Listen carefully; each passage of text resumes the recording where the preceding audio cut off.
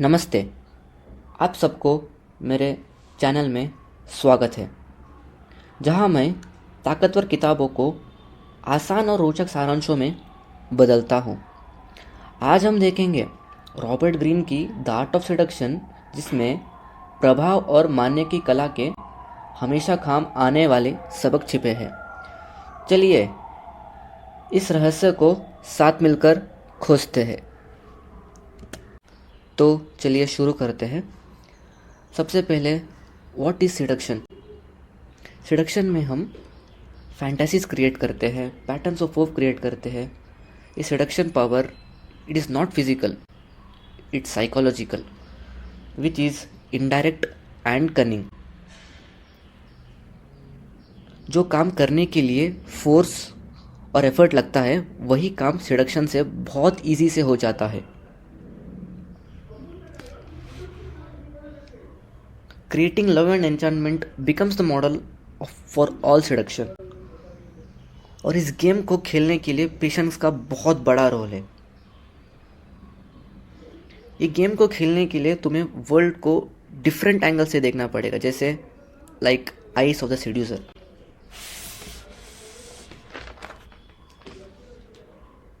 इसमें प्लानिंग और स्ट्रेटजी का बहुत बड़ा रोल है। जैसे तुम किसी पर्सन को सेड्यूस करना चाहते हो, सबसे पहले क्या करना पड़ेगा कि तुम्हें अपने टारगेट पर्सन से पूरी तरह से घुल मिलना पड़ेगा। तुम्हें उनके वर्ल्ड को समझना पड़ेगा, वो जैसे सोचते हैं उनका पर्सपेक्टिव समझना पड़ेगा। और तुम जब उनसे घुल मिल जाओगे, वो सब अपना वैल्यूएबल इन्फॉर्मेशन तुम्हारे साथ शेयर करेंगे। तब तुम्हारे पास सबसे अच्छा चांस होता है उनका वीकनेस पकड़ो, और जब टाइम आएगा वही वीकनेस उनके खिलाफ यूज़ करो तुम्हारे एडवांटेज के लिए। सेड्यूसर्स को फ़र्क नहीं पड़ता कि उनके लिए गलत क्या है और उनके लिए सही क्या है। Their thoughts are full fluid. Seduction में दो एलिमेंट है। First one, what is in me that makes the other person attracted towards me, and second one, the target, what is the weakness in them and how we can break their defenses and get seduced.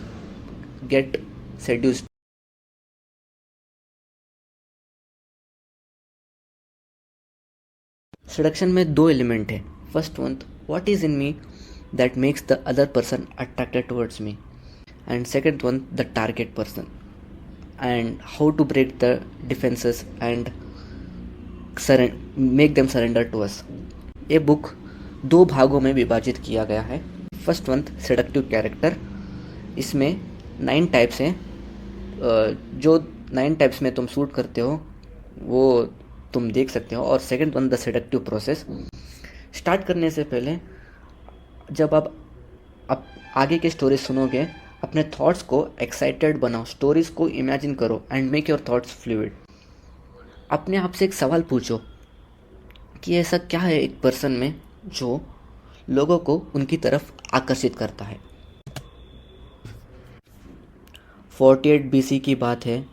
पटोलमी 14th, उस time का Egypt का राजा, अपनी sister और queen Cleopatra को अपने देश से निकाल देता है और अपने आप से इजिप्ट को रूल करना स्टार्ट करता है।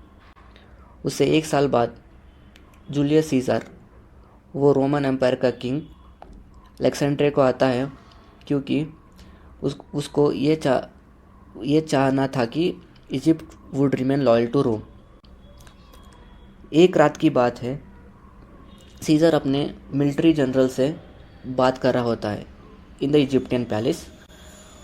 कुछ स्ट्रैटेजी के बारे में बात कर रहा होता है, जब एक गार्ड आता है और सीज़र को बोलता है कि एक ग्रीक मर्चेंट डोर में खड़ा है और उसके पास एक लार्ज एंड वैल्यूएबल गिफ्ट है जो कि सीज़र के लिए लाया है। सीज़र ये सुन के मस्ती के मूड में आता है और बोलता है मर्चेंट को अंदर आने के लिए। मर्चेंट अंदर आता है, उस कैरिंग द मर्चेंट अंदर आता है उसके उनके उसके पीछे एक बड़ा सा कारपेट होता है, वो जो कि वो अपने शोल्डर्स पे कैरी करके आता है। जब वो रोप खोलता है कारपेट का, अचानक उसके अंदर से यंग क्लियोपेट्रा जो उसके अंदर छुपी होती है वो बाहर आती है, वो भी हाफ नेकेड। ये देख के सीज़र और उसके गेस्ट पूरा चौंक जाते हैं। It feels like them that like Venus emerging from the waves. Caesar ये सब देख के पूरा आकर्षित होता है क्लियोपेट्रा के लिए, और वही रात क्लियोपेट्रा सीज़र की लवर बनती है।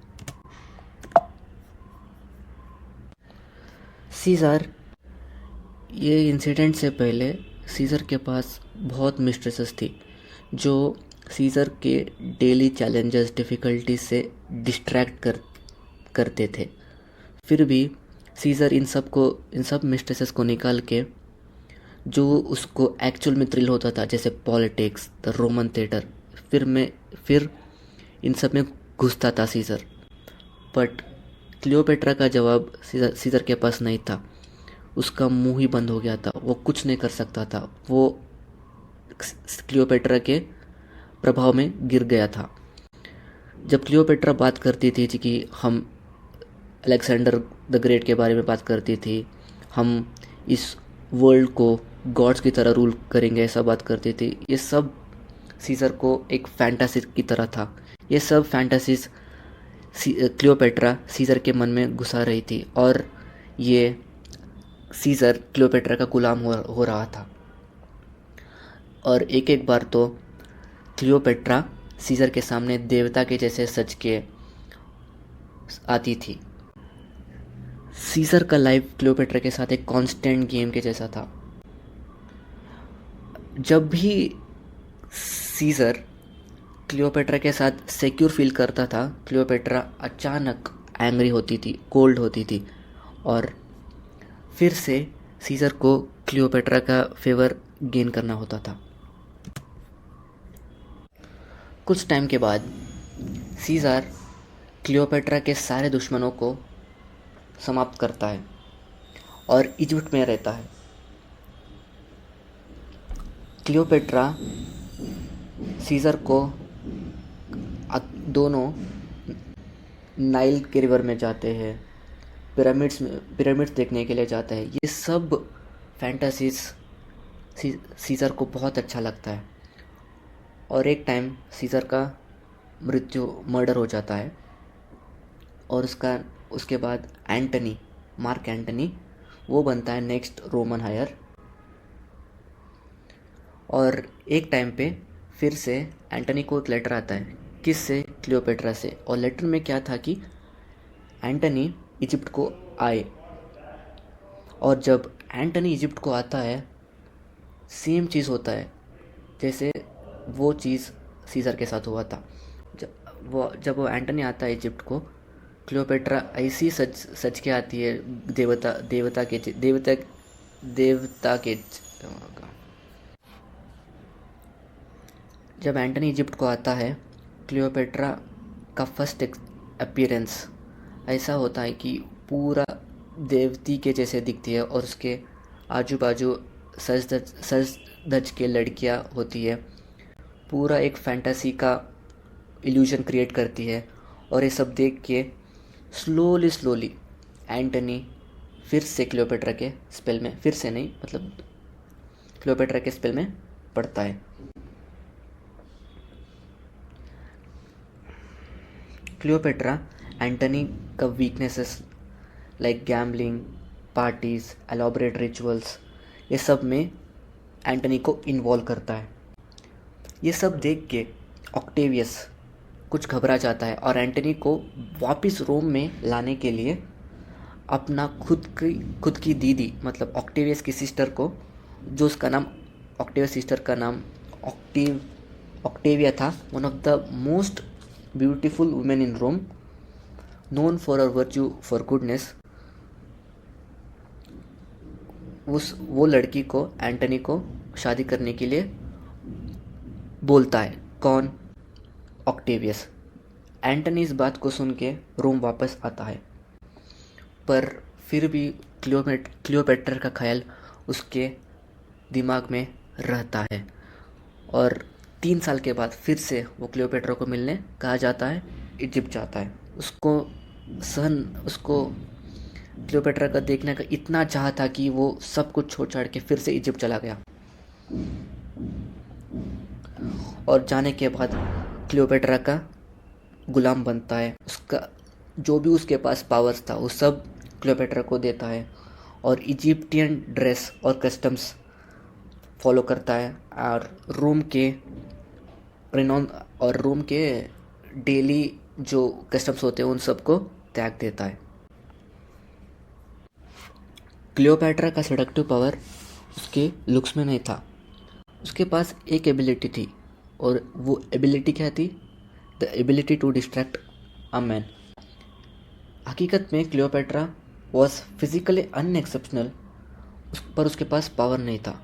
फिर भी दोनों सीज़र एंड एंटनी उसके जाल में फंस गए, जो कि बहुत ब्रेव और क्लेवर थे, क्योंकि उन्होंने जो देखा, जो औरत देखी, वो खुद को डेली बदलती रहती थी और डेली अपने आप को एक नया रूप गॉडेस की तरह उन सबको प्रस्तुत करती थी। और उसका वॉइस इतना इंटॉक्सिकेटिंग था, जब वो बात करती थी लोगों को ये नहीं पता होता कि वो क्या बात करती थी, पर यह पता होता था कि वो किस तरह से बात की और कैसे बात की। तुमने क्लियोपेट्रा को कभी पोजेस ही नहीं किया, तुमने उसको वर्शिप किया। इस तरह से क्लियोपेट्रा को अनलिमिटेड पावर मिली और लगभग 20 साल तक उसने इजिप्ट को रूल किया।